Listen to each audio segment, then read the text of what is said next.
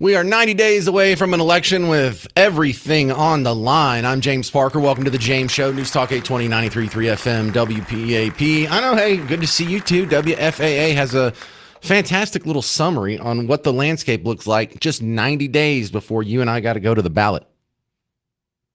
90 days out from Election Day in Texas. And the Democratic nominee for U.S. Senate, James Tallarico, is rolling out his economic agenda. WFAA was there at Tallarico's event in Arlington yesterday. He made a number of proposals, including canceling medical debt, repealing tax breaks for the wealthiest 1%, and providing down payment assistance to first-time homebuyers.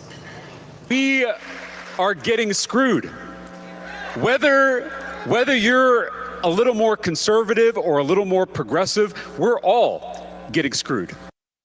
A Texas Southern University poll released this week shows Tallarico leading against his Republican opponent, Ken Paxton, 47 to 45%. Ken Paxton took his campaign to Houston last night. He spoke in the city's north side, which is a heavily Democratic area. He talked about his economic plan, saying if elected, he'll push for larger tax deductions for medical expenses and insurance premiums and tax write-offs for health improvements.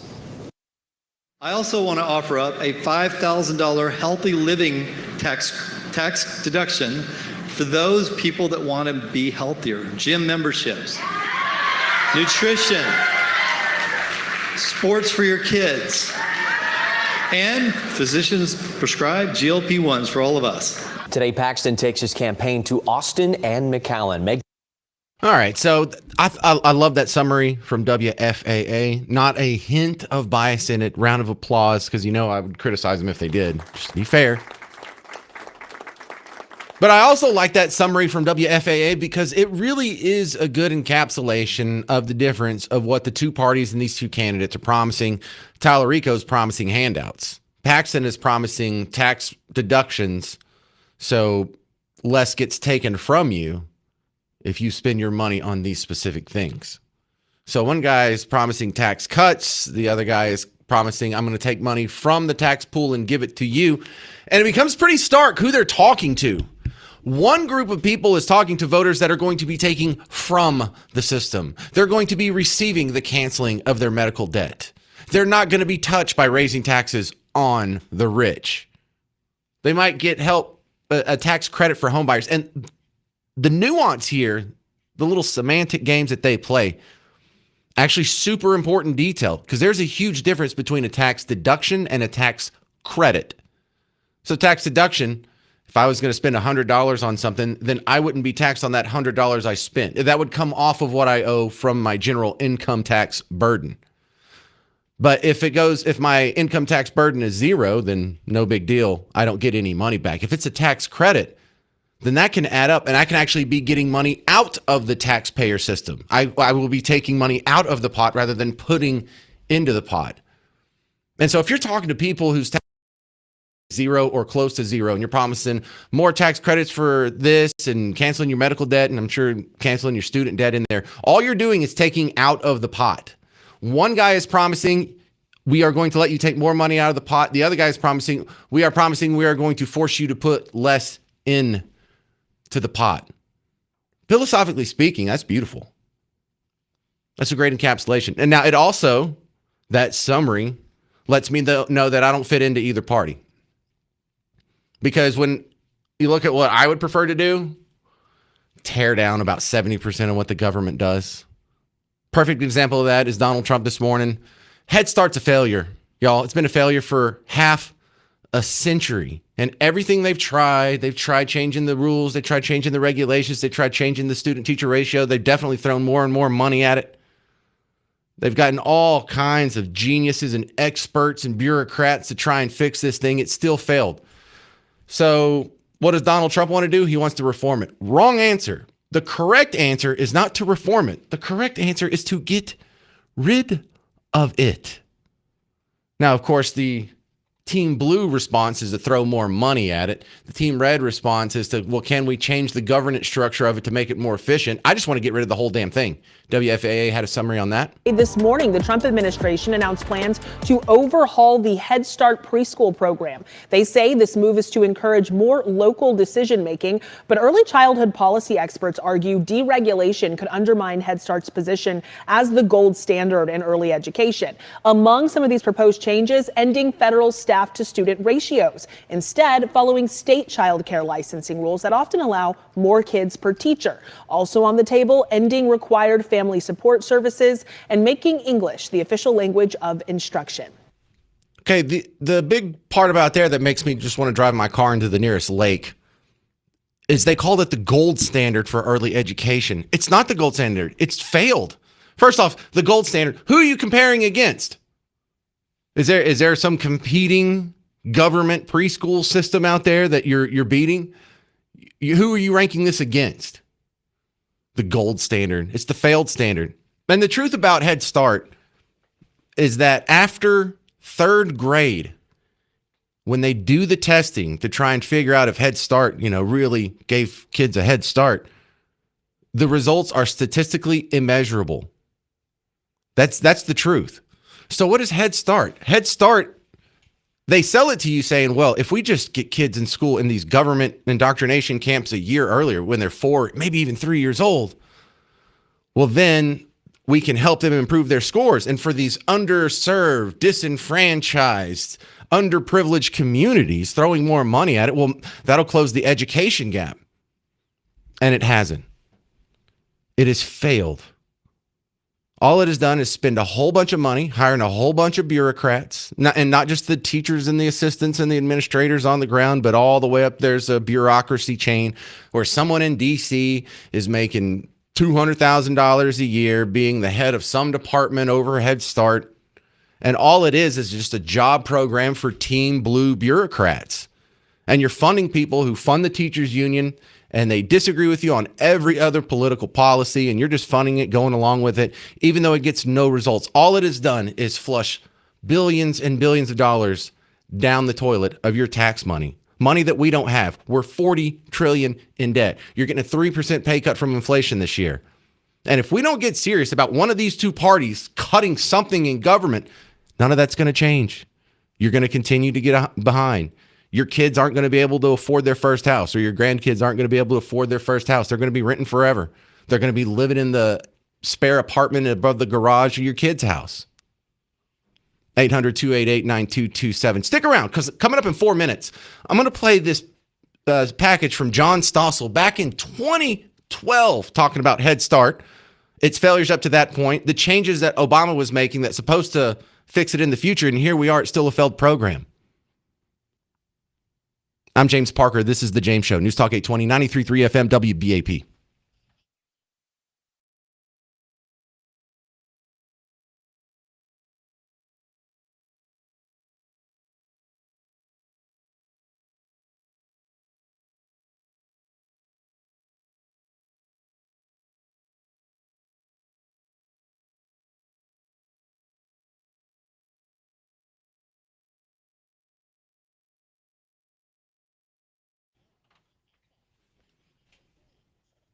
You know, technology is changing basically everything in your world. Your phone is vastly different than the phone you had as a kid. Your car is vastly different. Your computer is vastly different.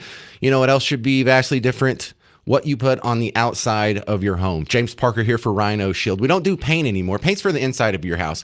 But for something that's going to be outside and it's going to be subjected to the terrible Texas weather, the 110-degree heat, the ice-mageddon, the expanding, the contracting, the getting hot, the getting cold, the brutal rain, the hailstorms, the tornadoes, the high winds, Rhino Shield can take all that like paint never could, because you're going to come back in 20 years and you're not going to see a bunch of cracking, flaking, and peeling. You don't paint your house, you coat your home, and then you never have to worry about it again. If you're worried about the cost, no sweat. Rhino Shield can put it on a low monthly payment. So there's no excuse. Don't short yourself. Don't paint your house. Coat your home. Go to rhinoshielddfw.com.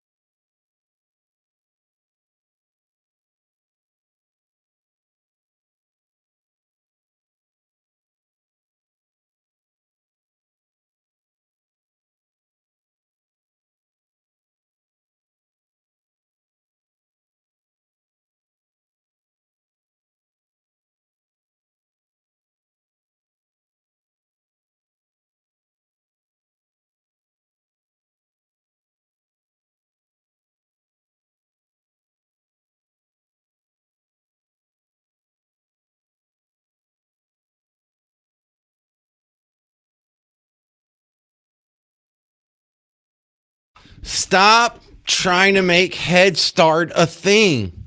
Head Start is never going to be a thing. I'm James Parker. It's The James Show, News Talk 820, 93.3 FM, WBAP. That is so fetch. Gretchen, stop trying to make fetch happen. It's not going to happen. And here we are with Head Start. It's a program that has failed for half a century now. My entire life, this has been a failed experiment. And I get it. It's intuitive to think that, well, there are some communities that aren't performing as well academically. So if we go take money from the general treasury and we put together special programs to give their kids some extra education, well, then maybe that'll close the gap. It turns out that's not what the gap's about. The gap doesn't come about because we didn't get a government bureaucrat to them at age 3. I'm not even sure if we need kindergarten. Why we keep expanding? What, did it get better since then? You know, that was one of the first things my kids asked me about going to school. They're like, why is first grade the second year? I'm like, because government's stupid. That's your first lesson in how the world really works. School's doing its job, teaching you government is stupid. And I'm like, here's my assumption. It used to start at first grade, but someone said, oh, it'll be even better if we started a year earlier. And so then they take up some German fascist sounding word, tack it on there, increase the size, scope, and socialism of our education system, and then call you a fascist. I think isn't that how it works? But the thing that makes me want to tear my hair out is when it's, and this isn't a WFAA thing. I've heard everyone say this. It is the gold standard. No, it's not. It is a terribly, embarrassingly failed program. Here's John Stossel. Now, this is a report that he did back in 2012. And Obama was president. And the reason he did the report is there was a whole bunch of reforms and a big bill was passed that was going to reform Head Start and finally give it the funding it needed and finally give it the direction it needed and finally fix this thing because millions of kids are relying on it and it's so important and it's the gold standard. Here we are 14 years later. It's still a disaster. Its effects are immeasurable. And from the naked eye, it just looks like you're setting money on fire. Because all of the promises that were made in 2012, we now know they have all come to fail. There is one government program that most everyone says is a big success, and that's Head Start. Head Start has been such an extraordinary success over all these years. It's a program that's working. Everyone loves Head Start. It gives underprivileged kids some early education to give them a head start before regular school. Its lobby says it's a place where dreams are born and minds are nourished, talent can grow, curiosity flourish. Head Start is a great program. and it gets results. I think there's tons of results. Everyone thinks that, but it's not true. We've spent $180 billion on a program that has zero advantage for disadvantaged kids. What do you mean zero advantage? There was a study that just came out in 2010, funded by the federal government. It looked at 114 indicators. It did not find one positive outcome. Some poor kids got Head Start, other kids didn't. They couldn't tell the difference between the kid that had the large Head Start investment and the similar poor disadvantaged kid. The government's own study found positive impacts while the kids were in Head Start. But 1 year later, all gone. By kindergarten and first grade, they could find no difference in the kids that went and the kids that didn't. Now our president's taken a strong stance against ineffective programs. We've got to eliminate programs that don't work. Eliminating programs that don't work. Eliminating programs that no longer work. We've spent more than $100 billion, and the government does this big study and finds, oops, no difference. Right. So they say, okay, we're going to stop. No, instead, it gets $1 billion increase. And then the next year in 2012, this year, it gets a $400 million increase. And in Obama's 2013 budget, it gets another $100 million increase. I had a chance to visit one of the classrooms here, and I have to say it got me a little choked up. We should be choked up because government keeps spending more money on programs that even they admit don't work. I wanted to confront the administration or people from Head Start about this, but they wouldn't talk to me. So I'm glad Congressman Ellison did. You cannot tell me that the food that they get, the instruction that they get, the love that they get from the people who work there are not doing these kids tremendous benefit. I would like to believe that they get a lasting benefit, but the government's own data finds none of that. Well, you know what? That's not the problem of Head Start. That's the problem of not adequate investment in our public education system. What would be enough? 50,000 a kid, 100,000 a kid? The line is always we have to spend more money, and if we're just better funded, we'll eventually get better outcomes for kids. That's what the big spenders always say about most everything government does. Yes, we can. More money and government power will fix everything. But no, they can't. All right, round of applause for the great John Stossel there. So now that we've established Head Start's an epic fail, and even Barack Obama's giant increases to the spending, which Keith Ellison said, well, that's all we need to do is properly fund it. Still didn't work. Still hasn't worked. Still immeasurable. The results are still tepid at best. Embarrassing is probably a closer adjective to use. But a pushback, because of course I've talked about Head Start. I had that clip from 2012, so that's how long I've been talking about this. And I remember the same arguments I was getting in 2012, I was getting in 2015, I was getting in 2020. And I already know what a bunch of critics are going to say, so let me go ahead and address it. Number one, well, if this doesn't fix it, what would you do to fix it? My response to that is, when you cut out cancer, what do you replace it with? Which the answer is implied there for dense people. It's nothing. It's nothing. I wouldn't replace it with anything. Well, James, we have some communities who are doing well when it comes to academic achievements and others who aren't. How do you propose to close that gap? Well, who says it's government's job to close that gap? First thing I would do is I would look at the behavior differences in the communities that are succeeding at a greater rate than the ones are failing.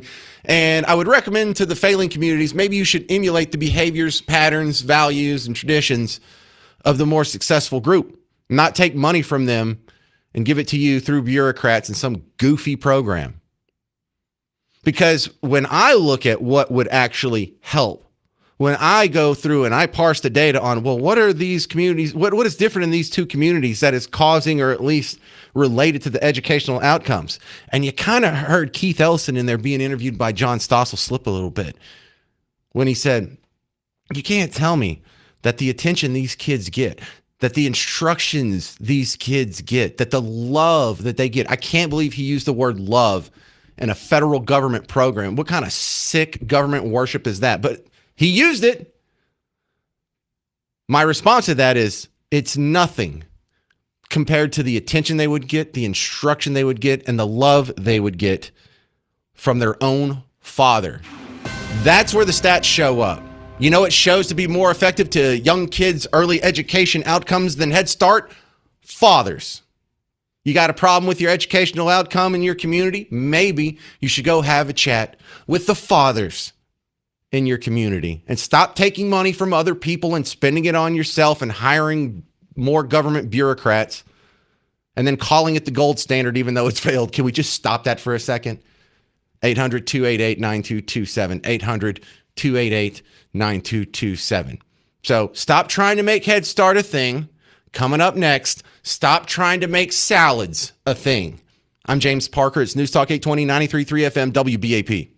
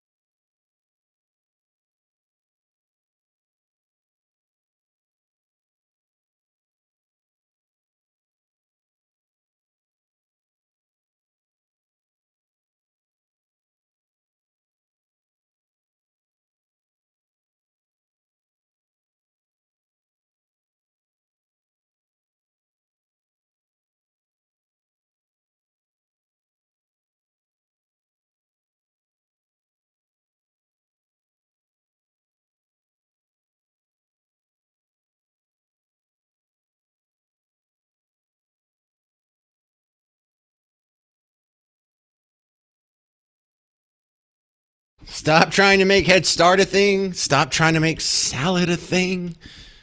I'm James Parker. It's The James Show. News Talk 820, 93.3 FM, WBAP. These are the two ideas that keep getting crammed down your throat, one metaphorically, one not so metaphorically. And they have two different answers. Head Start will never work because socialism is failed. Socialism is not going to work. Doesn't matter if you fund it better, you tweak some of the student-to-teacher ratio requirements, it's going to fail. The other one, salad's not going to work because this is Texas and we like meat, damn it. We didn't climb to the top of the food chain to eat carrots. All right, I already beat up on Head Start enough. I'll beat up on salad in just a minute. But first, we're going to go to the phones. And this is Christy in North Richland Hills. You're on News Talk 820, 93.3 FM, WBAP. Hey, James.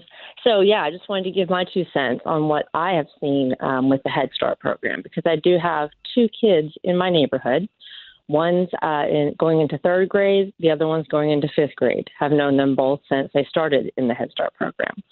So not only do these children not learn anything, they are behind everybody else in school at this point, because while graduating 4th grade, the one little girl still couldn't even tell you what 1 + 1 was. And while the other girl doesn't know the difference between a state and a country, or the fact that we live in the United States. What is going on? Hey, dude, even if you never step 1 foot in a classroom, by the time you're 4th grade, you should know 1 + 1. But they both get passed. They both do their STAR testing, have gotten passed on to every grade because no one in public school wants to deal with it. It is just an absolute example of how public schools need to go. If you want your kid to get an education, do it yourself, or send your kid to a private school, because these public schools are just wasting our money and failing our children. Well, public schools really don't do that bad in a lot of small communities where I'm from, when the schools are really small. And, when you get to these big, like 6A schools, there's no accountability. Your kid gets lost in the shuffle. You're in a school district with, hundreds of thousands of students. It's much different than if you're going to Troop and your kid's going to graduate with 32 kids in his class. So it's not like a blanket condemnation of all schools at all times. And I know a lot of teachers and administrators hear that when I talk about public schools in this way. And, you can get a decent education at a public school. Hell, I went to a public school. I turned out just fine. But this whole idea that Head Start needs to be a thing, universal pre-K needs to be a thing, going even earlier to where they're, getting them now at age 3. None of that is based in anything factual. Right. The studies have shown that starting kids too early can actually be detrimental to them. They're not ready. So starting them at 5 or 6 is much better for them many times because they're more mature and their brains can handle more what they're doing. Teaching them 1 + 1 or colors and numbers, that's one thing. But trying to do an education at 3, you're wasting your time. All right. Well, what's your theory on why these girls in your community, in your neighborhood, are so behind the curve when it comes to education? These classes are too big now. 20 years ago, when Birdville was a much smaller school district, the schools were much different. My daughter went to public school at that point in time. These classes now, we have McMansion elementaries, and they're building McMansion middle schools. These class sizes are too big. The teachers are too young. They don't care. You've been really nice, so I don't want to lose you here. But let me push back on that, because last year we got the rankings for all the schools, and the school district in North Texas that did the best, not a big shock out of the public schools, Highland Park. The one that did the worst was Lake Worth. Now, Lake Worth has a lower student-to-teacher ratio, kind of counterintuitive. So I don't think student-to-teacher ratio is something that's going to make or break the success of a program. And number 2, they actually paid their teachers on average more. So 2 of the big things and it does sound intuitive, that if we had, fewer students per teacher, then we'd get better results. Or if we just had more funding for the same amount of students, we'd get better results. And just the opposite of that has been shown to be true just here in North Texas, comparing our best to our worst school districts. Yeah, I don't think it has anything to do with funding. It's finding teachers who care, who want to do the one-on-one. Because what I do hear from both of these children that I speak to every day is that their teachers are constantly just on their phone. Here, let me ask you the question, because I think the answer isn't going to be found by tweaking Head Start. I think it's going to be found by dads. Do these girls have a dad in the home? Their biological father, is he in the home with them? One, no, never. The second one, just now. Just now, okay. Yeah. I think that's the more likely explanation when you look at the facts on the table, because the educational attainment between different socioeconomics, different races, different backgrounds gets erased when you look at whether or not they had a dad in the home. All right, so now the next myth I want to get rid of here is the idea that salads are ever going to catch on. WFAA.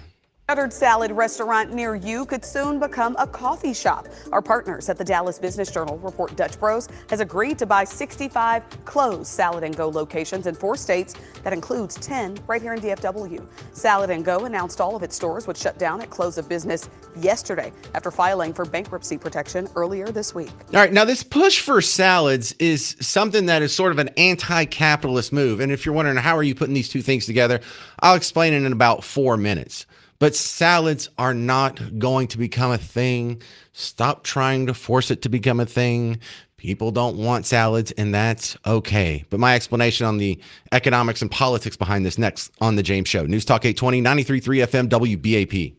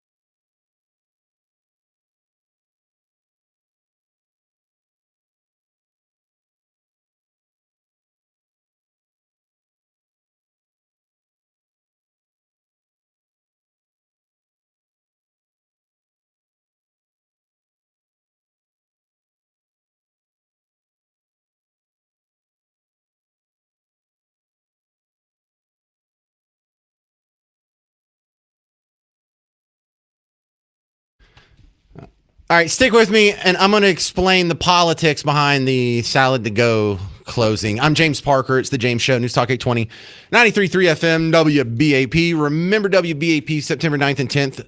Donald Trump's coming to town for the Republican midterm convention, and it's going to be in the building where I'm at right now, the American Airlines Center. So we'll probably be running through a bunch of guests and whatnot. And I think I'm going to be in the big arena broadcasting on Radio Row those 2 days. So it'll be a special time. Just remember September 9th and 10th.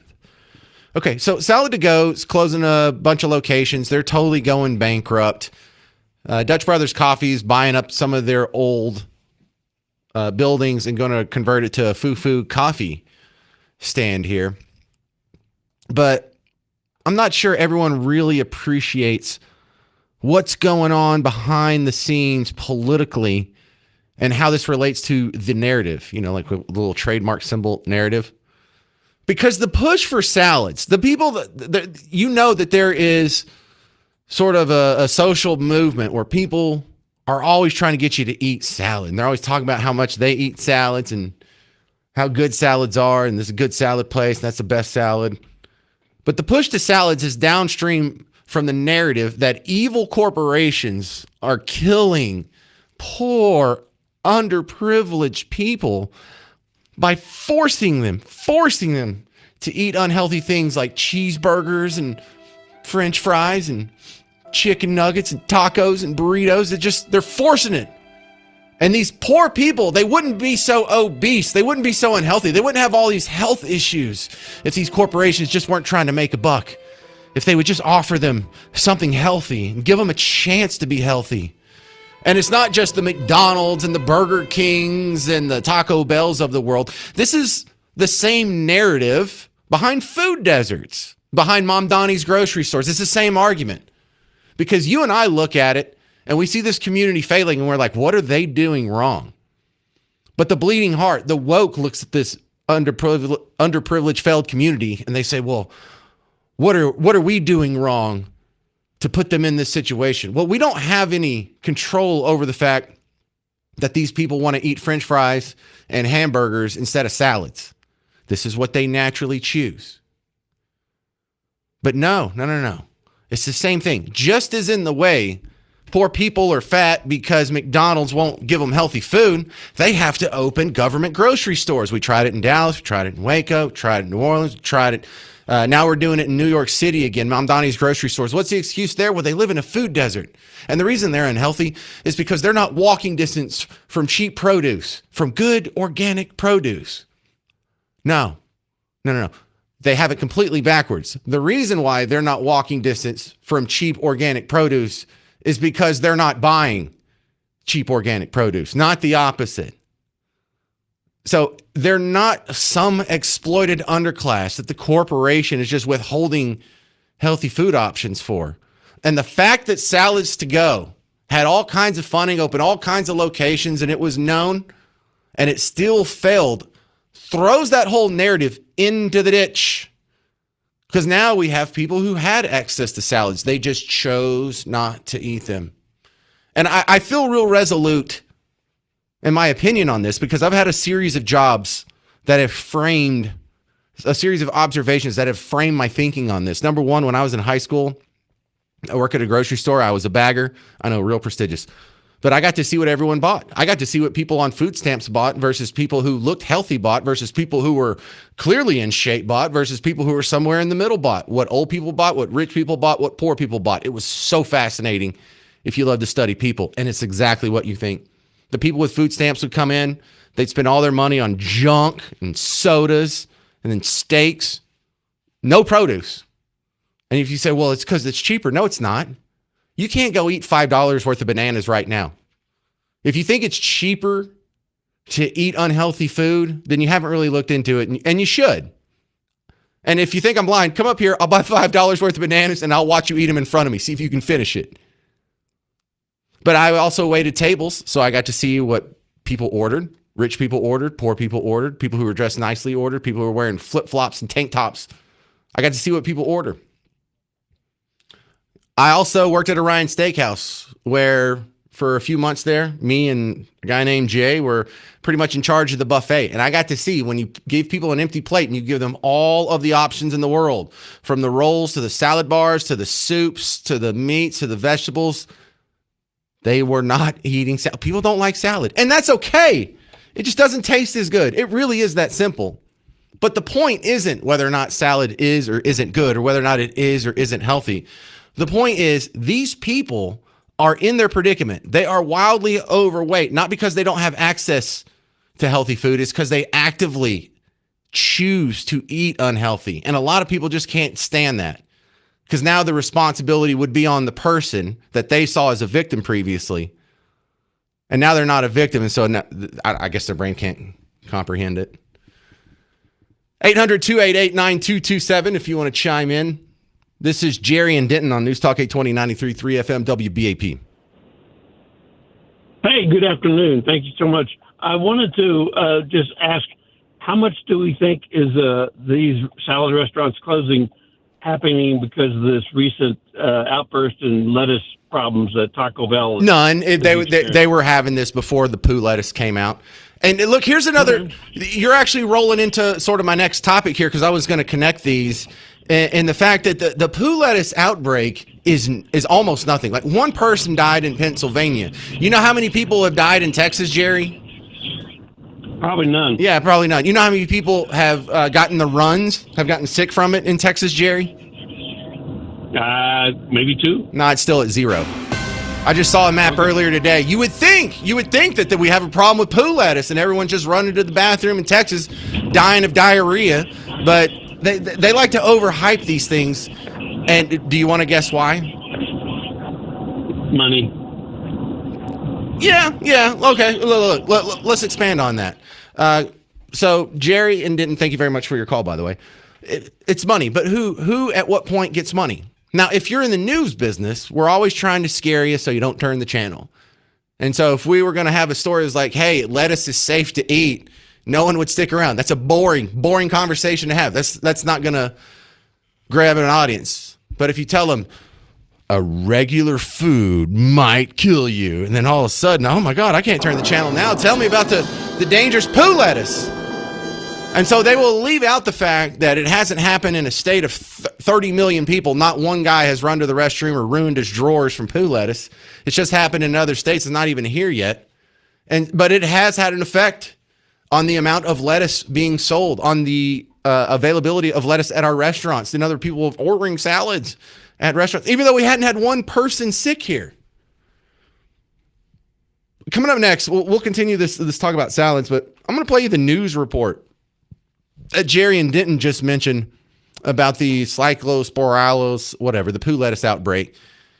And they accidentally told you what the real motivation is behind the sensational reporting. That's next on The James Show. News Talk 820, 93.3 FM, WBAP.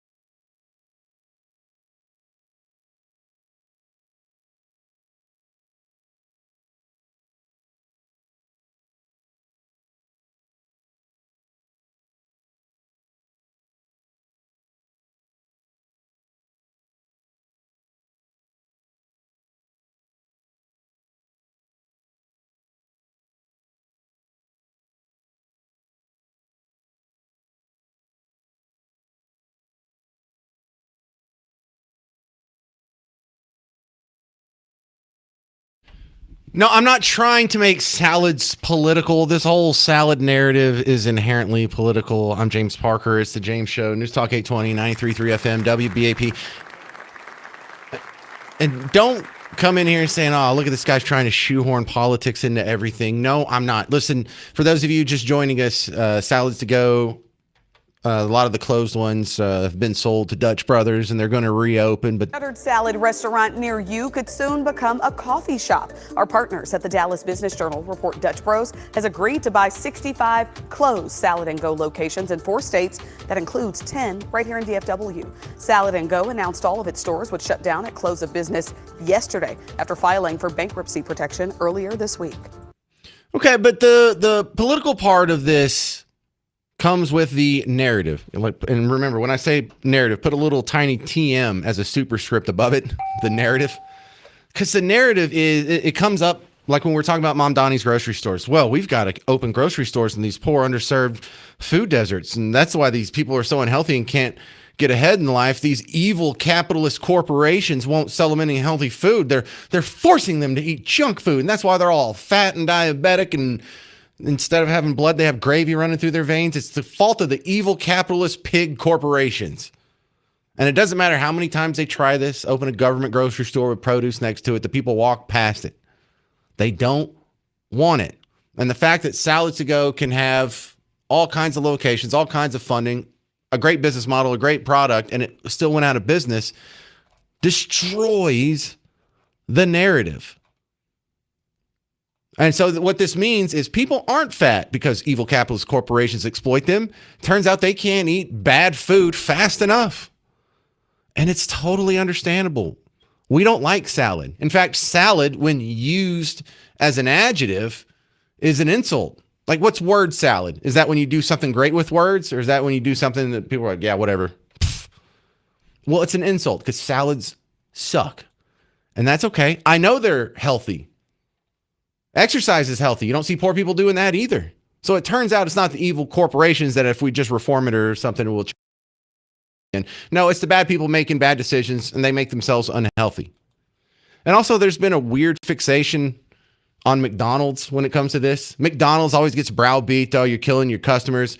And so every few years, they'll come out with like the new salads, the Arch salads, the Salad Deluxe, the Salad Shooters. What's their salad now? Salad something or other. And they all fail, and it's all for PR because it turns out that we just don't like salads. And it also turns out that if you're a socialist, you don't like McDonald's because McDonald's has done more to bring nutrition and food to poor people than socialism ever has. In fact, Louis Farrakhan, big anti-McDonald's guy. Have you been to McDonald's lately? I'm not laughing, damn it, I'm not laughing. And damn it, don't you laugh. Because they're killing you with your taste buds. You don't understand Satan, but you'll hate me for exposing them today. There's a slime in the burger. It's got silicone. They've practiced how to deceive your taste buds and your nose. Yeah, they could be deceiving your taste buds and your nose. Or maybe you just don't like salad. Maybe a cheeseburger tastes better than salad. Maybe French fries taste better than salad. You know, oh no, I'm a fascist. That's a more reasonable explanation. This is Jordan in Dallas. You're on News Talk 820, 93.3 FM, WBAP. What's going on, James? I feel like you might be conflating a couple things here. Like you might be right about the whole food deserts and everything. But man, I don't know. Some salads are good. I don't know if you've had one, but I got a lot of people who loved Salad and Go, would go there all the time. So I think something else is going on for why they shut down. What do you think it is? Man, I probably just, expanded too quickly and thought they had a great model here and just, exploded across several states. I mean, they had like 20 of them pop up here in Dallas. I have a tendency to think that if that was the case, then a private equity firm would love to go scoop up a company because that's what they do. They go find a company that has good EBITDA, but they're drowning in debt because they expanded too quickly or whatever the case may be. And I don't think the sales were there. You may think, anecdotally speaking, you liked it, and you know a lot of people who liked it. My boss, Bruce, said he used to go there 3 days a week, but there's not enough Bruces in town to keep this afloat. Now, there are... How is Snappy Salad still in business? So what? How is Snappy Salad still in business? They're like twice as expensive as Salad and Go was, and they're still around.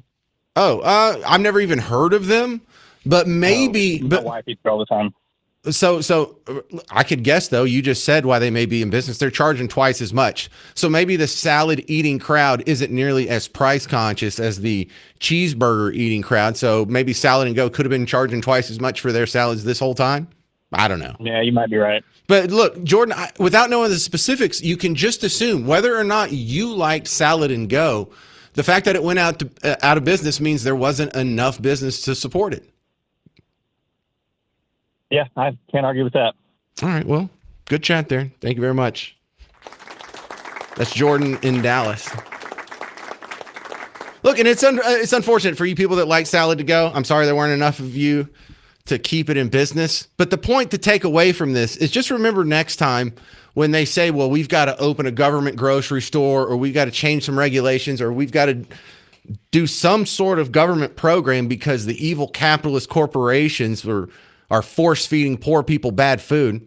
It's the same argument that happens over and over. Like they say, well, why do you go to some neighborhoods and there's a liquor store on every corner, but you go to a nice neighborhood and there's not one? Well, maybe if you would drink less, you would be more successful. Maybe there's a correlation there. And so it just transfers the guilt, the blame on the poor condition of an underprivileged community. It shifts it from the evil corporations to the people who are making the decisions themselves. And I think that's super important to recognize. 800-288-9227. 800-288-9227. Coming up next, we have Anthony Fauci. Almost said Donald Fauci. Anthony Fauci's now been held in contempt of Congress. What happens next? I'm James Parker. It's News Talk 820, 93.3 FM, WBAP.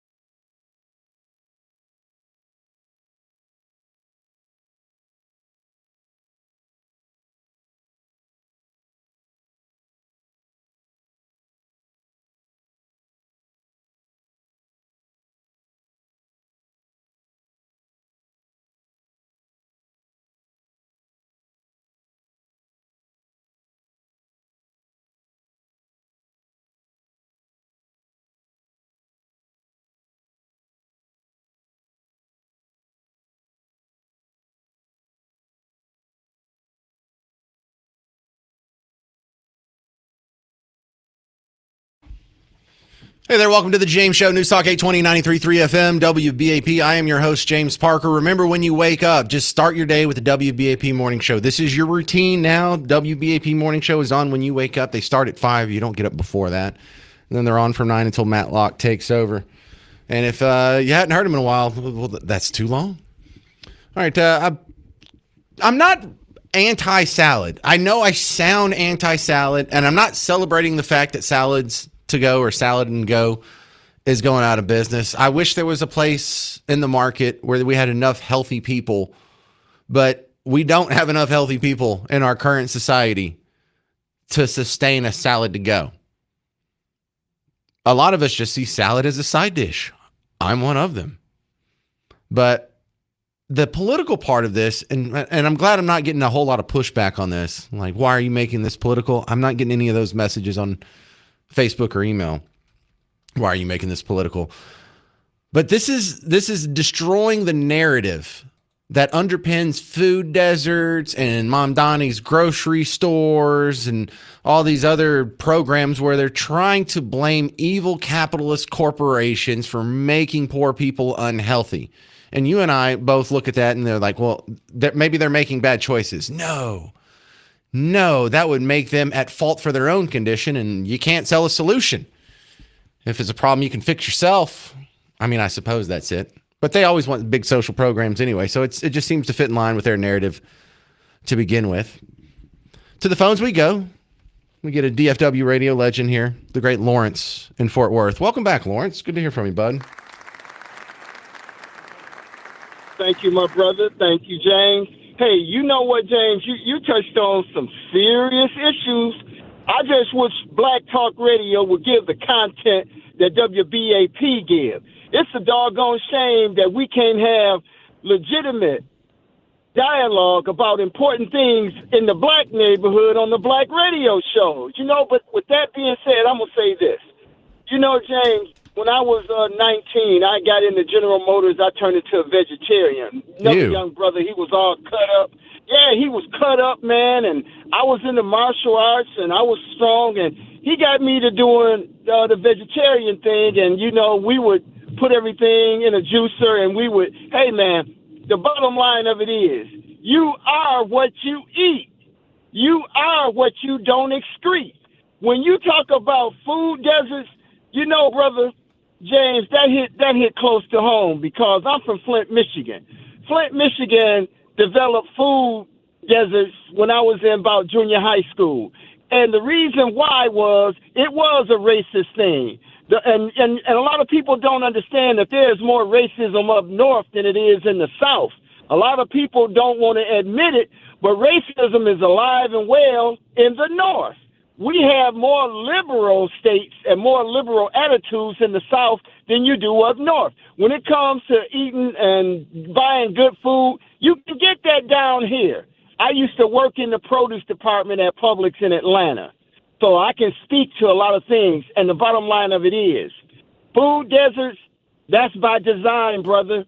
And that man, Donnie, that little dog up in New York, man, hey, they're going to get what they get if they keep listening to that fool. But long thing is this.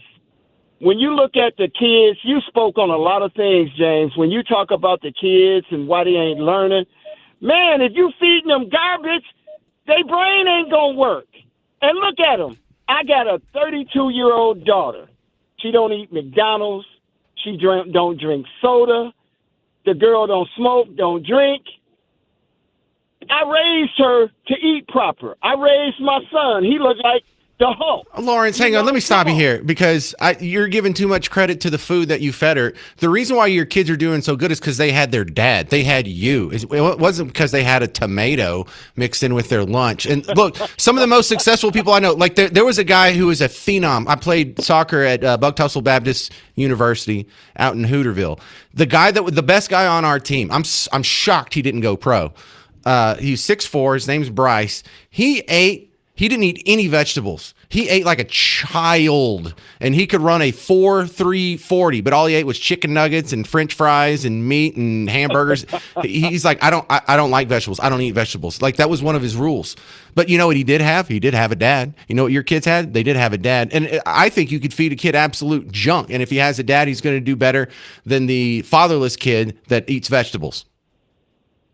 James, you have a lot of black people on social media agreeing with you 1,000%. I agree with you. And that goes right to the heart. You look at all these kids who doing poorly in school, you touched on it, brother. Like I say, man, it's a doggone shame you can't get this kind of content on Black Talk Radio. Why can't this be Black Talk Radio? Black people can listen to this show just as much.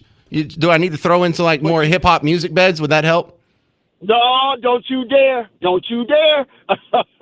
Why not? Hey, brother, I wouldn't let my kids listen to hip-hop, and they turned out good. James, we're going to have to get you to the Union Hall and let you broadcast from the Union Hall, because there are tons of people who don't look like you who agree with you, because the truth is the truth, James. Yeah. You're talking about a two-parent home. Brother, this is why the black community is suffering like it is, because over 70% of the kids are being raised by black women. And a black woman, look at them. You go EBT, but you got weave. You on EBT, but you got long fingernails, long eyelashes. Come on, brother. You need to bring this news and this talk to the black community, because the truth is the truth, James, and you telling the truth, man. All right. And it is an issue with two parents in the home. Two parents in the home, the kids going to turn out good, and they got a better chance of succeeding in life. That is a fact. And anybody who disagree with that, they stuck on stupid. Thank you, Lawrence. I got to run. You're making me embarrassed now with all the nice words. David in White Settlement, you're on News Talk 820, 93.3 FM WBAP. Yeah, their argument about the deserts and everything are kind of squashed. Didn't they put restrictions on welfare for not buying the junk food so much? I think it was like for salad. I mean, for sodas, and I don't remember what the specifics were. But yeah, you're right. Didn't we already regulate that out of existence? Yeah, so if they're sitting there saying that it's a desert and they don't have the access to it, then why are they restricting them from going to the grocery store and buying all the sodas and stuff? But look, that's reason 28 why that program makes no sense. Because David, look, like where I grew up, and I wasn't even in a town. I was in a 30-acre hay pasture in the middle of nowhere. I wasn't walking distance from anything. I wasn't even walking distance from a gas station. I was barely walking distance from another human being's house. And no one cared about me. No one cared about putting public transportation so I could get a ride to go somewhere. No one cared about making an organic bell pepper walking distance. No one cared about getting all kinds of services. He doesn't have a park to go to, or we didn't have anything out there. And no one ever cared about us. And we were doing just fine. Our educational attainment is better than it is in the inner city, where they have all these amenities, where they have, food deserts and food stamps and public transportations and little government choo-choo trains that can take you around. No one cares that people in the country aren't walking distance from produce. Why do we care about when inner city people are? And we get better results out there. So maybe you should do what we're doing. You know what we do have out there in the country? It's called dads. All right, coming up next, Anthony Fauci found in contempt of Congress. Will anything happen? I'm not so sure, but I'll run it by you next on The James Show. News Talk 820, 93.3 FM WBAP.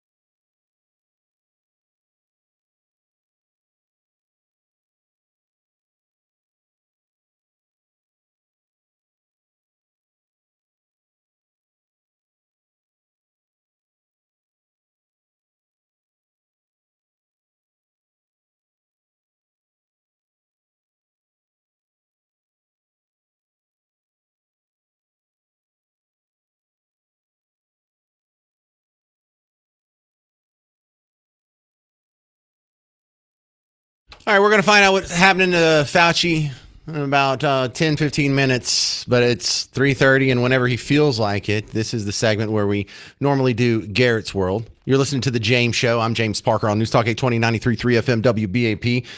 Me being your host of the show, you get to hear plenty of me throughout the week. The guy on the other side of the glass, he gets one segment per week. We're not doing it today. You want to do it right now anyway? Well, I thought you were reminding me about it because you wanted to do it today. Like, hey, I've got this new one out. This will be a good segment. Okay, Garrett's punting his own segment. We'll do Anthony Fauci then. Fine. Stay tuned. This time tomorrow, we will do Garrett's World. Shouldn't I be in charge of my own show? Shouldn't I be the guy that makes these? What is going on here? No, you don't have to answer that one. Stop. Go away. All right, let's do the Anthony Fauci thing. Anthony Fauci was held in contempt of the Senate. I'm not sure if much is going to come of this, but here's how it went down today. You can't hear when they do the vote total. Some of them say no, but some of them just shake their head no. All the Republicans say yes. All the Democrats say no. Seeing no other motions, the question is on reporting of an original resolution regarding contempt of Congress. The clerk will call the roll. Senator Johnson. Yes. Senator Langford. Aye. Senator Scott. Yes. Senator Hawley. Aye. Senator Moreno. On behalf of the millions of people harmed by Anthony Fauci, resoundingly yes. Senator Ernst. Aye. Senator Moody. Aye. Senator Peters. No. Senator Hassan. No. Senator Blumenthal. No. Senator Fetterman. No. Senator Kim. No. Senator Gallego. No by proxy. Senator Slotkin. No by proxy. Senator Paul. Yes. Mr. Chairman, on the vote of those present, the yeas are 8, the nays are 5. On the vote by proxy, and for the record only, the yeas are 0, the nays are 2. On this vote, the yeas are 8, the nays are 5, and the motion is agreed. So will anything happen because of it? So what happens next?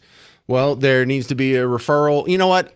There was a good lawyer that was on with Scott Jennings. You know, Scott Jennings from CNN. That's the only guy with the voice of reason at a table of 5 people. On his show, he had a law professor from Yale named Jed Rubenfeld, who is explaining, number one, does the Fifth Amendment even count? And number two, what happens after this? Oh, yeah, that is at the heart. Well, it's really, it's kind of an interesting issue, but there's some stuff people are just totally missing there, just not seeing it. So, you know, here's how it works. The pardon covers Fauci for everything he did from 2014 to 2025, January 2025, when the pardon was issued. It does not cover him for anything he might do after January 2025. So if Fauci had committed perjury at last week's hearing, he could be prosecuted for that. And that's what everybody is saying. That's what Fauci's defenders are saying. He could have been prosecuted for perjury despite the pardon, so he had a right to plead the fifth, because the defenders say it was a perjury trap. The whole thing was a perjury trap. Now, maybe it was a perjury trap, but here's the thing. What his lawyers don't seem to know, what everybody talking about this doesn't seem to know, the law is crystal clear on this point. A person cannot plead the fifth because he fears he'll be prosecuted for perjury for what he's about to say.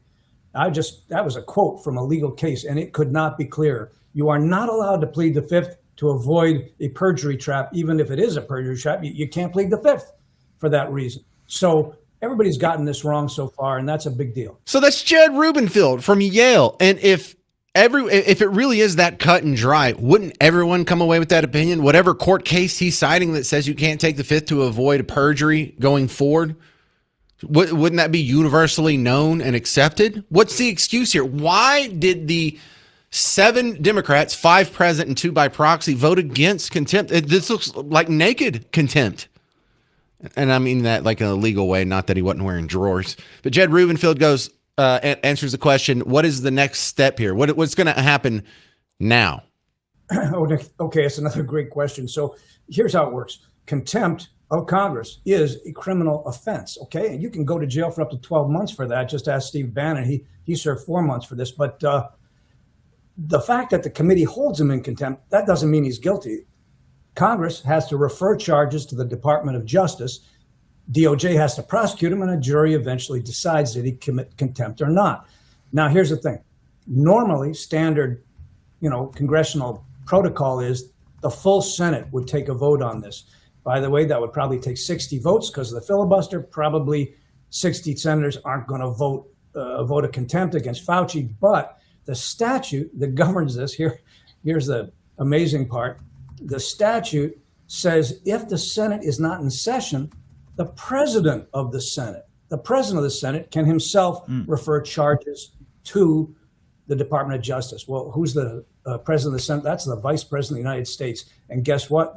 The Senate is about to go out of session, scheduled to go out of session tomorrow, the 7th. They won't be in session under the statute. It looks like Vice President J.D. Vance or maybe Chuck Grassley, President pro tempore, can himself refer the charges to the DOJ next week. Oh, man. And so let's get excited here because maybe something can happen. But I'm going to ask Jeremy Rosenthal. He's the legal analyst on the James Show. He worked for at TexasDefenseFirm.com. Okay, that sounds like the next possible step. Let's say he is found in contempt by that 60-degree vote. What is he facing? Could he actually end up in jail? What's the likelihood that he'll serve any time? And if he does get found guilty and have to serve time, how long could it be? And how long does Jeremy Rosenthal think it will be?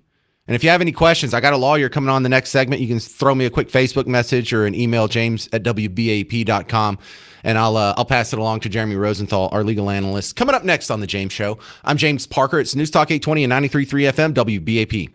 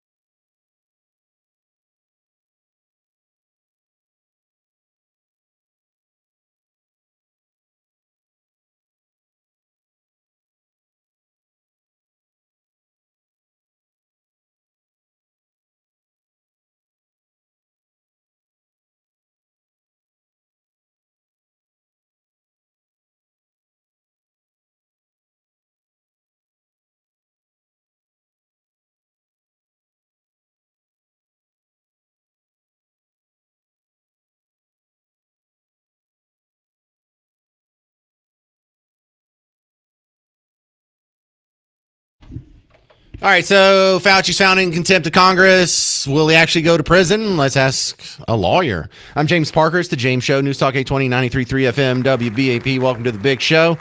And to get an assist once again on the James Show with a legal matter, Jeremy Rosenthal, TexasDefenseFirm.com, coming on the James Show. And look, it's already done. He was voted in contempt. We've been told that it can be referred to the Department of Justice with either a Senate vote or if the Senate goes to recess, J.D. Vance, as the Senate president, can refer it to the Department of Justice. But what happens after that? Do you think this guy's actually going to go to jail, Jeremy?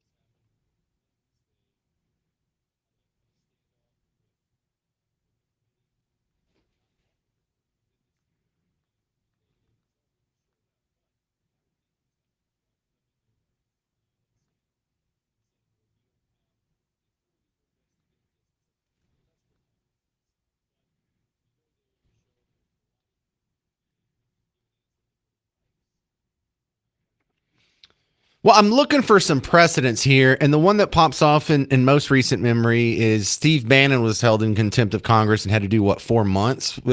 How different is that scenario?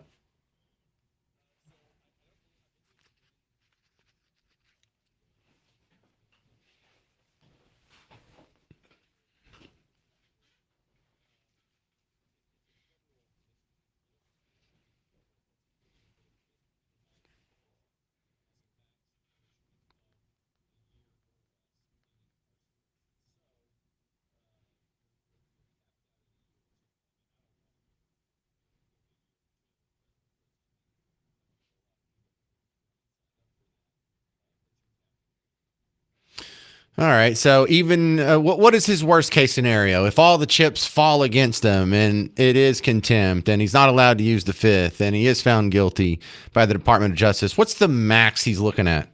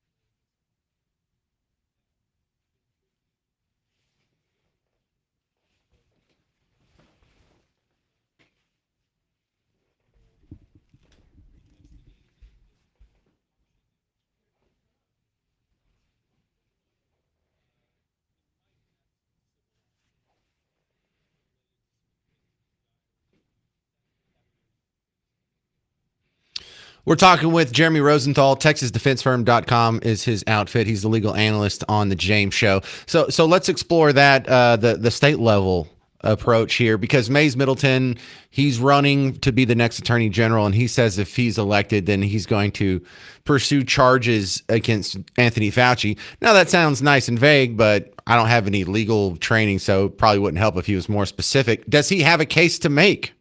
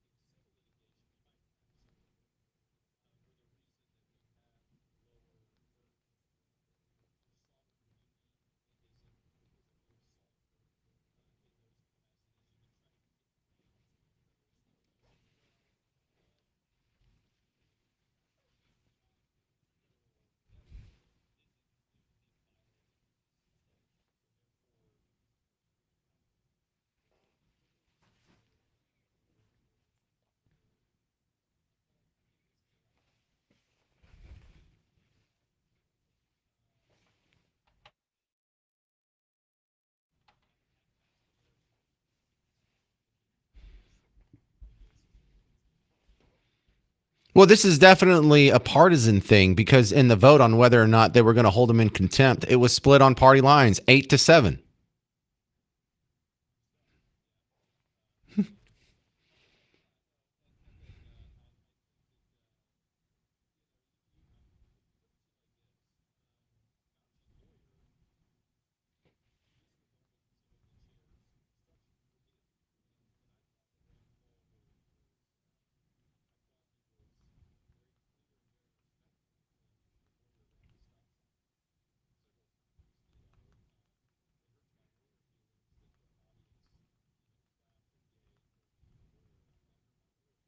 Nah, you don't have feelings. Nah, lawyers don't have feelings. Yeah, what's left?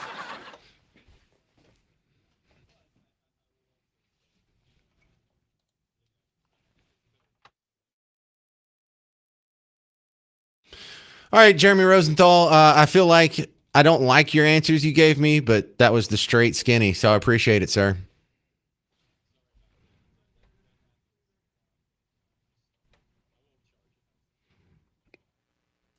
I won't charge you for being on the show. We'll call it even. How about that? All right. If you're looking for a lawyer, TexasDefenseFirm.com. You can get Jeremy Rosenthal. I appreciate it, sir. All right, coming up next on the James Show. Can we talk about data centers just for one segment? I'm only going to do one segment, just one, and I don't want everyone blasting me and hitting me with their howitzer cannons here. It's just Denton blocked a bunch of data centers, and their rationale just, I'm going to throw it in your face and ask if you think this is okay, and you might not like it. Coming up next on the James Show. I'm James Parker. It's News Talk 820, 93.3 FM, WBAP.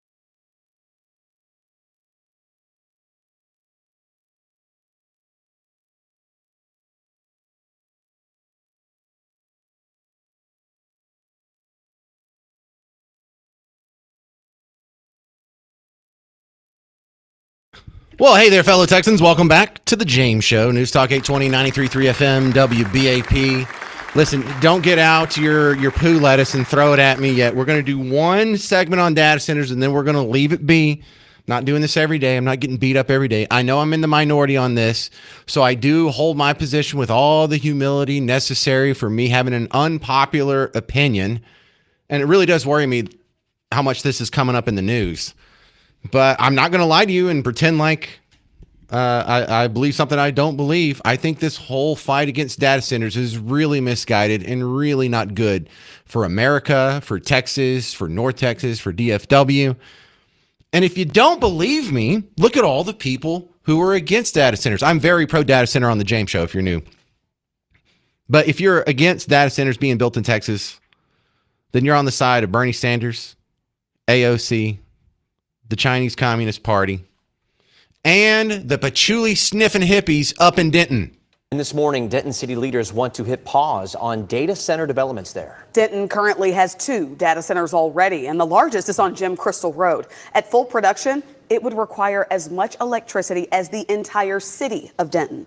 Mayor Chris Watts says concerns about future developments, the strain on resources, neighborhoods, and the environment have city leaders coming up with a new plan. It's not that we've had an impact yet. It's the anticipated impact and the unpredictability of that. Earlier this week, the city council asked the city to come up with recommendations to tighten up regulations around data center developments. Okay, so is anybody going to beat me up? Do I have to go to my email after the show and it's the battle scene from Braveheart? Like, how dare you so wrong on data centers? You don't know what to talk about. You should do your research. Park is so dumb. They're going to ruin all the water. Shut up. I don't want to hear it. Not today. I'm just going to keep laying out breadcrumbs because I know you're not going to believe me or you're not just going to take the word of the guy on the radio. But I'm just throwing it out there. Doesn't that make you question it? That you're on the same side as the hippies in UNT land up there?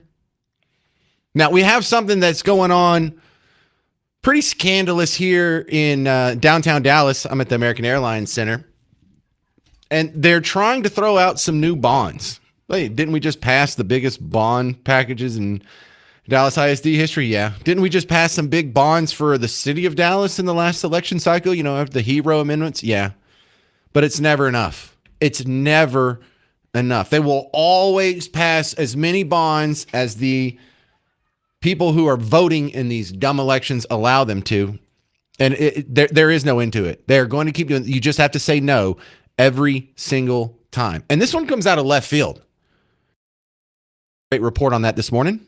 The folks here at Dallas City Hall could be about to ask voters, you, for permission to borrow more money. One reason? To build police officers a new place to train. Pretty much everyone agrees the academy they have now stinks. We have nothing when it comes to police training facilities that we should be proud of in Dallas. That's why you already gave the city permission to borrow millions for a new academy. But the city manager says that money isn't enough. And when the city asked for permission to borrow $50 million, it really had no basis for that number. The answers were, we didn't have any plans. That's just all we could ask for. So the city may ask voters for permission to borrow hundreds of millions of more dollars to build that police academy and for other public safety projects. Council members are split. I absolutely will not be voting for it as a voter, and I hope voters will follow suit. It is way past time that we make good on this promise. But that's not all. Dallas may also ask to borrow $500 million to help fund the police and fire pension.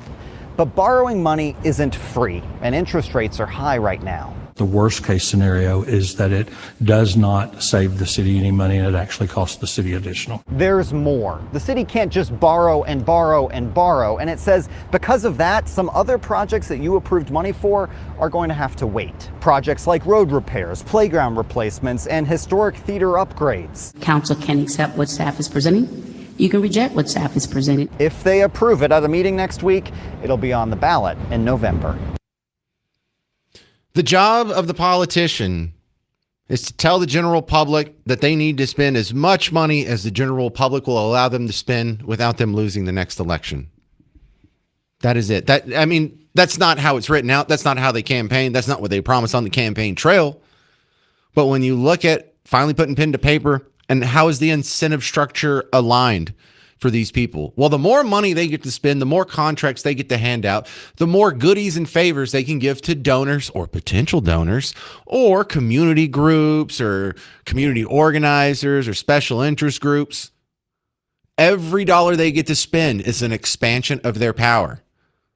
So they're always, as a voter, as a citizen, you should always be prepared for the local politicians, the state politicians, and the national politicians to go say, wow, we're just going to have to spend even more money, or we're not going to have, and then here's the scary part, we're not going to have cops, and we're not going to have firefighters, and we're not going to have the basic services. We're not going to have roads and bridges. It's going to be Sodom and Gomorrah. It's going to be Caligula. It's going to be dogs and cats living together. We just need more money. Just more money. No. Your job as a citizen going forward, observing what you've observed your entire life, probably similar to what I observed my entire life, and hopefully you've come to the same conclusion that I've come to. The answer to every bond at all times is no.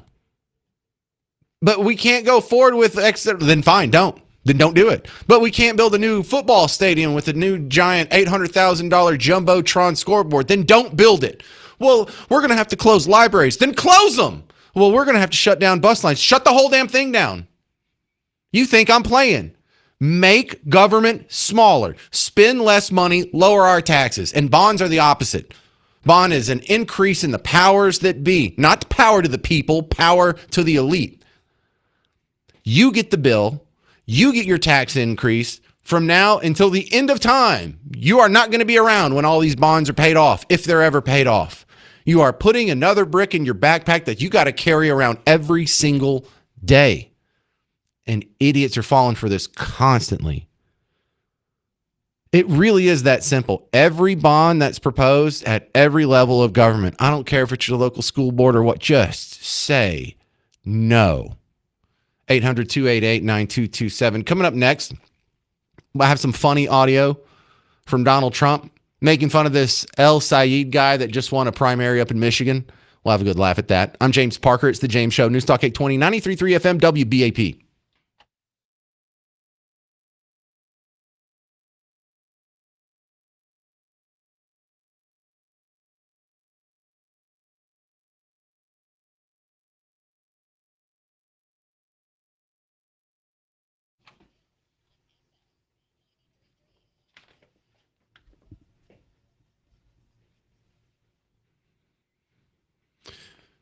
Hey, Texans, are you in pain? Do you have like a constant nagging pain that is slowly degrading your quality of life? James Parker here for QC Kinetics. I don't want you to live like that. I want you to live the best life that you possibly can. I don't want you running around sweating or being uncomfortable or having to adjust in your chair because your back's got twink.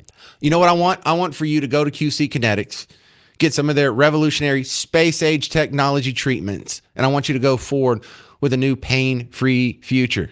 We can't fix all your problems in life, but sometimes we could fix that knee that's been bothering you for years. Could be your hips, could be your shoulders, could be your back. My issue is my lower back. I'm just, I got the back of an old man, but QC Kinetics has already helped me, and they're not kidding. I had the treatment before. There's no surgery. There's no downtime. There's no drugs. No one cuts you open with the scalpel. No one stitches you up with some thread. You go in, it's less than 30 minutes, you get out, and life goes on. If it sounds too good to be true, try it. Go get the free consultation. Go into one of their offices, have a chat with them about your pain, and see if they can do the magic for you.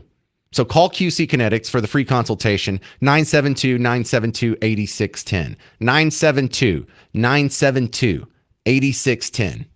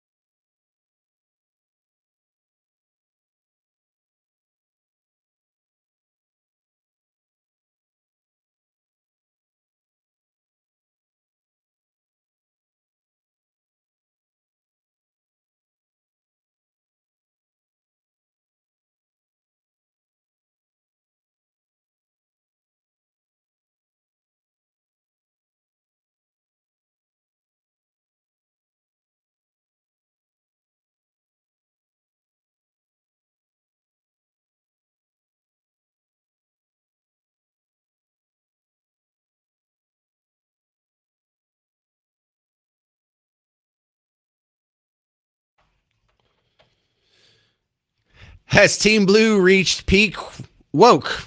I don't think so. I'm James Parker. It's the James Show, News Talk 820, 93.3 FM, WBAP. Donald Trump's coming to town September 9th and 10th. When you hear those 2 days, just think WBAP. We're going to be in the Republican midterm convention, bringing you all kinds of great guests and coverage. But this El Sayed guy, this is a guy who seems to be the worst of both worlds.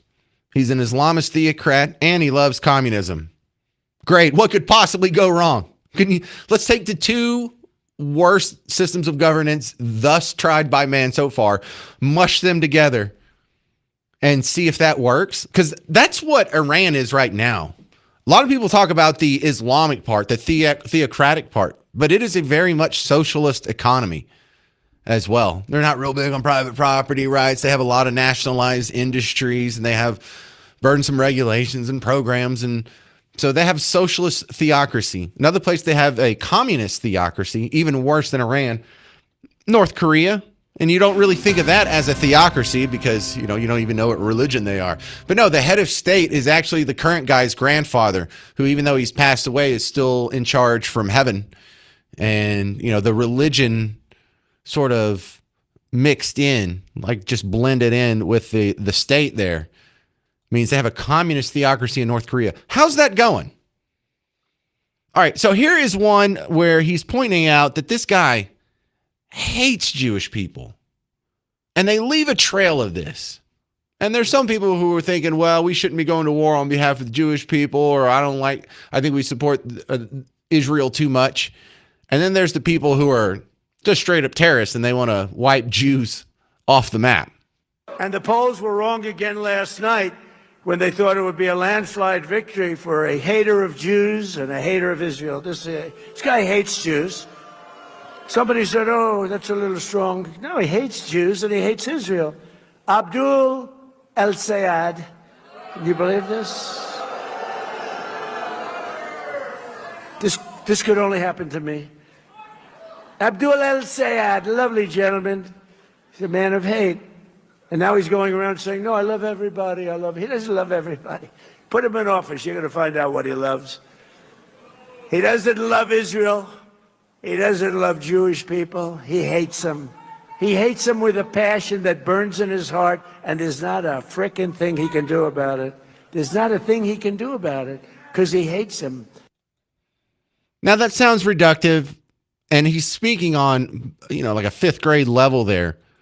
But he's not wrong. And I'm glad he's speaking in such plain terms because half of this country is a little dense and they're not getting it.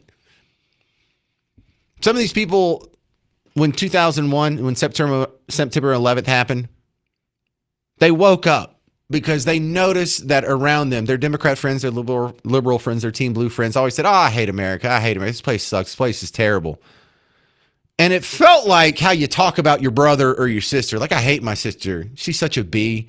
She gets on my nerves. But if someone else punched your sister, you would go defend her.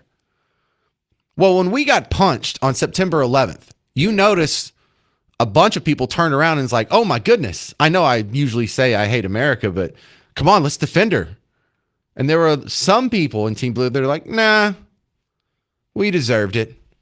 Well, the we deserved it crowd is not only on the ascendancy in the Democrat Party, that is now the mainstream of thought for the Team Blue people. The other part that you're probably going to hear this a lot on talk radio if you haven't heard it already today, El Sayed is full of doo-doo. But every time this has happened, and you do that, you go through squalor, and add the word again, filth, crime, death, destruction, embarrassment. You lose your home, you lose your apartment, and that's where the communists will take us 100%. When I watch Abdul, he's full of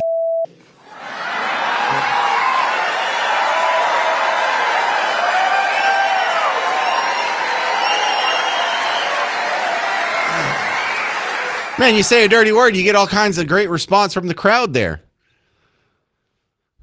So there we go. Is this guy going to win? He might.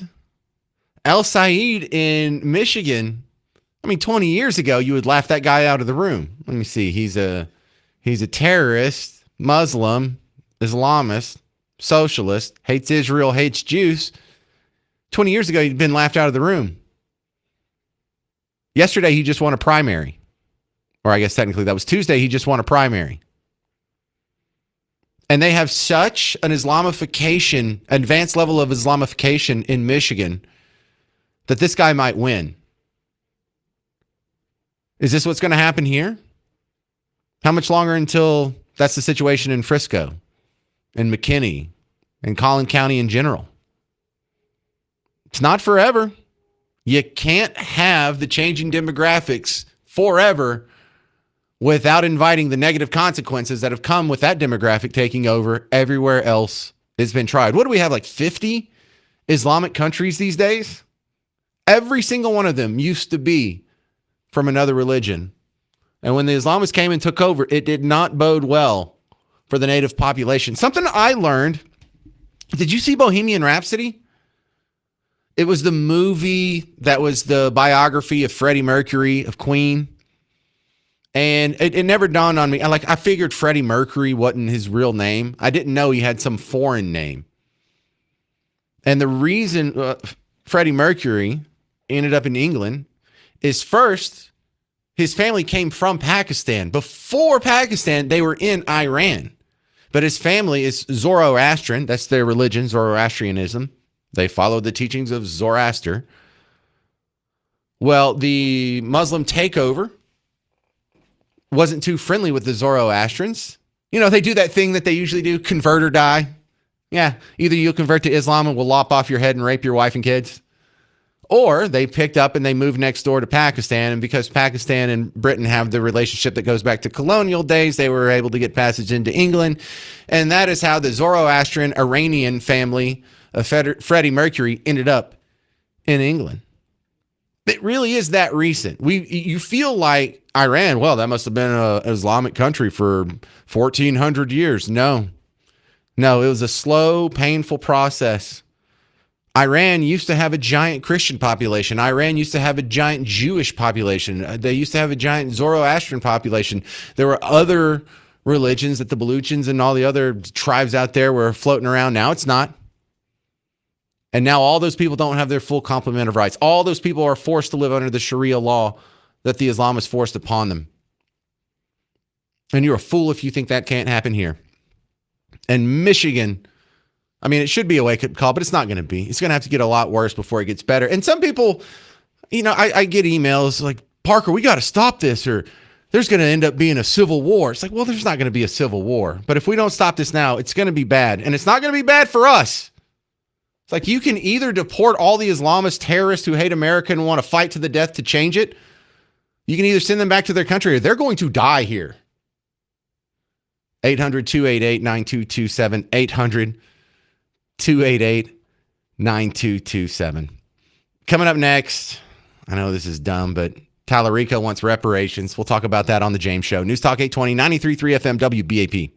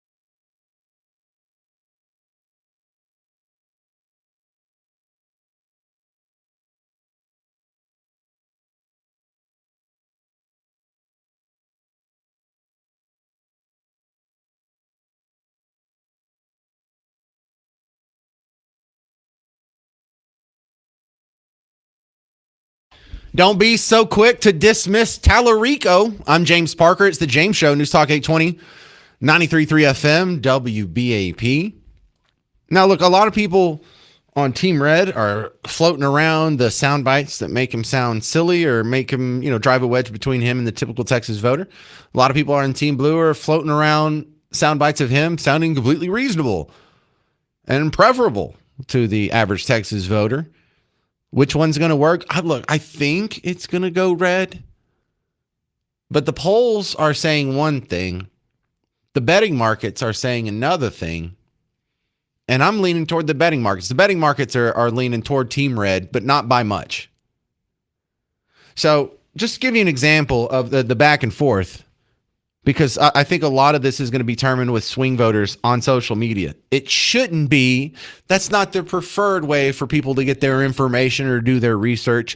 But this is the world we live in. Most people aren't going to do a deep dive. They're only going to do this cursory search and whatever happens to be thrown in front of them by their algorithm on their social media feed when they're looking up chicken recipes or sports highlights or the next TikTok dance. This is the kind of stuff that matters. Now, it was just a couple weeks ago. James Tallarico was under fire from the black community, or at least the black political activist Democrat community.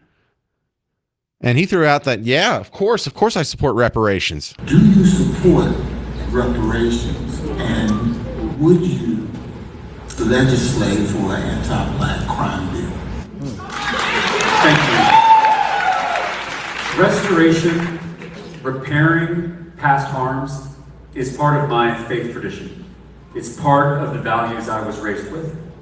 And it's exactly why we need a lot of the policies we've been talking about here to invest in black communities, to invest in black Texans, whether it's tuition relief, whether it's home ownership grants, whether it is baby bonds to ensure that we are helping to build that generational wealth. We have to correct the injustices of our past. I talked about Sand Branch, Texas. I don't think I mentioned that Sand Branch is a freedmen community. So we are seeing the reverberations of slavery in modern day Texas, all over the place. And until we as a society are committed to righting those past wrongs, of restoring our black communities, we're never going to be able to get this country back on track. What is this worldview? You're seeing the reverberations of slavery all over the place in Texas. Really? Where? What are you talking about? That is so bizarre. And, I don't like this worldview because it's just another way to exempt the person that he's talking to of personal responsibility. This sounds very much like the Salad and Go conversation we were having, because the failure of Salad and Go kind of disproves the narrative that evil corporations are making poor people unhealthy, and poor people are unhealthy because evil corporations won't give them any healthy food. No. You and I have been saying that poor people seek out bad food and they continually make bad decisions. And in a capitalist free market society where your hard work, discipline, work ethic, brains, and willpower can pretty much determine whether or not you are going to live a decent standard of living or not. Not necessarily be a millionaire, but not destitute on the street. It only makes sense that the people who have made bad decision after bad decision after bad decision, screwed over opportunity after opportunity after opportunity in the country where there's the most opportunity in the world, and they're somehow in their 30s and their 40s, and they're still at the bottom rung of society. They're wildly overweight. They don't have a career to speak of. They don't have a successful family life going on. They haven't accomplished even the basic of human individual responsibility. This throws it all on its head. And it's the same thing with the reparations argument. No. You're not at the bottom rung of society, or you're not failing at a greater rate than other communities because you did anything wrong. No, it's because this other race did something evil to you 170 years ago. That make sense to you? It shouldn't. And I'm not saying it has no effect, but I'm saying it has a much smaller effect on the outcome of life in modern Texas than whether or not you had a dad in the home. That seems to be a much more important factor. Not whether or not you used to be a slave, but whether or not your parents loved each other and raised you in a loving family unit. Maybe we should look at some other behaviors.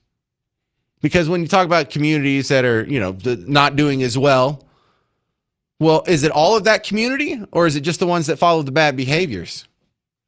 Because like in this instance, he's speaking to the black community. But what about our black neighbors that were born to married parents and were raised in a loving home throughout their childhood by their biological mother and father in the home? They have the exact same, almost to the T, exact same outcome as white kids who were raised by their biological parents. When it comes to educational attainment, when it comes to salary, when it comes to whether or not they'll become addicted to drugs, whether or not they'll end up committing a felony and go into prison. It seems like you can erase the disparate outcomes when you control for behavior. That's not anything you can sell. Is that going to get Tallarico votes if he goes to that community and if they're upset? Well, why does my community make less money than other communities? Why does my community end up in jail more than other communities? What's he supposed to do? Say, well, maybe you're doing something wrong? Is that going to get you any votes? No. Is it the truth? Yeah, for the most part. But on the other side, in fact, I just got a message here on Facebook. Who was that? Making a good point. That wasn't Robert. Who was that? Said, oh, okay, here it is. If Tallarico comes out and hints that he wants to legalize THC, he will win. You know what? I'm glad you brought that up because that was something we had on the show yesterday. A lot of people, Team Red and Team Blue, are saying our THC laws are insane. This bill is insane. This legislature legalized hemp 6 years ago. But instead of regulating this booming industry in our state, we are now going backwards to the days of prohibition. This bill is not going to stop Texans from smoking weed or eating edibles just because a bunch of politicians in Austin tell them not to. So that's a pretty sympathetic argument. And this is a Rorschach test. So you can look at James Tallarico, and if you want to find a reason to vote for him, you can find a reason to vote for him. If you want to find a reason not to vote for him, you can find a reason not to vote for him. But this thing is not cut and dry. This guy actually has a chance to win. And I wouldn't be so quick about blowing him off. 800-288-9227. 800-288-9227. I'm James Parker. It's The James Show. News Talk 820, 93.3 FM, WBAP.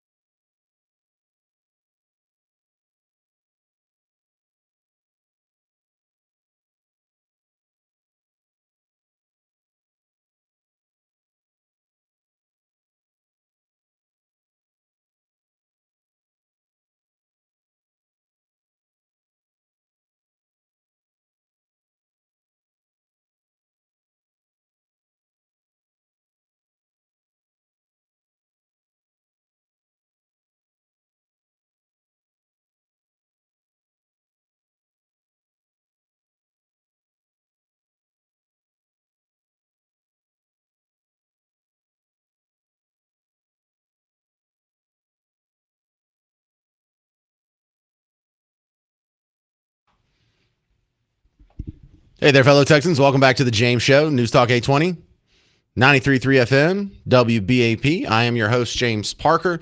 Remember the WBAP Morning Show, 5 to 9, Hal J and the crew. So something I'm working on for tomorrow's show that I'm going to go ahead and preview here, do a little more research, and probably get another guest here to flesh this out a little more. But I thought it'd be good to put it in your head. And sometimes when I do this, I get good feedback that I can incorporate into the show the next day. So if this applies to you or in some way you have some good commentary on it, I know you're probably like busy right now, but when you get a chance, send me a Facebook message or email, james@wbap.com. So the Dallas Veterans Affairs Hospital has been tasked with the study of using these GLP-1s, the shots, the Mounjaro, the Ozempics, the what the heck else they got going on, tirzepatide, on alcoholism. But I think they're specifically looking for veterans and alcoholism. And we were having this discussion earlier this week on the James Show about your GLP-1s because they've been shown to make you want food less. But they've also been shown to make you want to do other addictive behaviors less. And really, what is overeating than an addiction? You don't need that food for nutrition at some point. So now you're just doing it. So you're putting something in your body so you can get the dopamine, serotonin, whatever chemical reaction in your head that goes, that's good. Let's do that again. But that's what happens when you smoke meth. That's what happens when you have a cigarette. That's what happens when you're an adrenaline junkie. And these people that have to keep doing bigger and badder stunts, they have to climb buildings or do a wingsuit or go bungee jumping or parasailing or skydiving. GLP-1s may be able to help with all of those. But the concern is, well, what's going on here? So it doesn't specifically make you want sugar less. It doesn't specifically make you want alcohol less. It doesn't specifically make you want adrenaline less. Maybe it just makes you want less. And so that becomes something of a concern. Are we taking away the very thing that makes us human? Are we taking away our ambition, our drive? What if you don't want to want less? That was a great quote from Bill Maher on last week's show. What if I don't want to want less? And for a lot of people, it's good. For a lot of people, you can look at it and say, this is preferable, giving them a GLP-1 and having them want less, and maybe sapping a little bit of their ambition and a little bit of their drive and a little bit of sort of that alpha male fighting instinct. It's better than being 350 pounds. So I guess that's a trade-off for some people. But that seems like awfully like a big blanket statement here. Because if you look back, Bill Maher was making a great case. If you look at a picture from the 60s, they didn't have GLPs then, and they didn't have obesity nearly as much as we did now. And sugar still tasted good. Candy still tasted good. Honey buns still tasted good if they had honey buns. So I'm super interested in this study.